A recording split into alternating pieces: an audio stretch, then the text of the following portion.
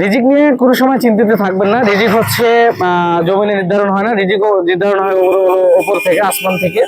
So রিজিক নিয়ে আমরা অনেকে দেখি অনেক বেশি চিন্তা করি, অনেক বেশি এটা নিয়ে অনেক ভাবি, অনেক রকম চিন্তা ভাবনা করি, কিন্তু আল্লাহ তাআলা যখন হচ্ছে আপনাকে পৃথিবীতে পাঠিয়েছে তখন থেকে আপনার জন্য রিজিকের ব্যবস্থা করেই আপনাকে পাঠিয়েছে।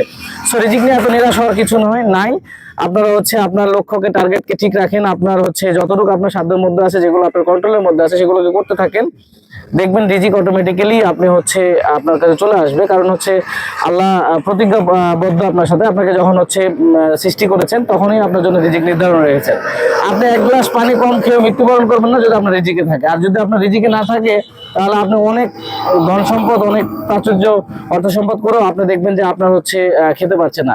আপনি দেখেন একটা জিনিস সিম্পলি লক্ষ্য করলে দেখবেন অনেক বিত্তবান, অনেক সম্পদশালী ব্যক্তি তারা হচ্ছে খেতে পারছে না। দেখবেন যে ডায়াবেটিস, মাংস খাওয়া যাবে না, লাভ অনেক কিছু আছে। দেখবেন যে এটা খাওয়া যাবে না, ওটা খাওয়া যাবে না, অনেক ব্যারিয়ার আছে। আবার একজন দিন আনে দিন খায় কর্মজীবী মানুষ দেখবেন যে তার হচ্ছে খাবার কোনো ব্যারিয়ার নাই, সে সব রকম খেতে পাচ্ছে। সে সব রকম তাকে আল্লাহ সে রিজিকটা দিয়ে রেখেছে। হয়তো আপনার রিজিকের যতটুকু লেখা আছে ততটুকু ঠিকই আপনি পাবেন, এর বেশি হয়তো আপনি পাবেন না। কিন্তু আমাদের সঠিক চেষ্টা এবং আমাদের যে হচ্ছে পরিশ্রম, সেগুলো করতে হবে, অনেস্টি থাকতে হবে, সেগুলো আমরা করতে হবে। বাট আপনি একটা কথা যেটা শুরু করেছিলাম, রিজিক নিয়ে আপনারা অবশ্যই টেনশন করবেন না। এটা হচ্ছে গড গিফটেড।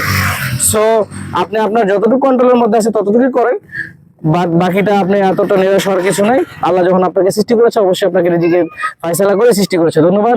আপনাদের কাছে ভিডিওটি কেমন লাগলো অবশ্যই লাইক, কমেন্টস এবং শেয়ারের মাধ্যমে জানাবেন যদি ভিডিওটি ভালো লেগে থাকে। আর যদি ভালো না লাগে তাহলে অবশ্যই স্ক্রল করে চলে যাবেন। ধন্যবাদ। আসসালামু আলাইকুম।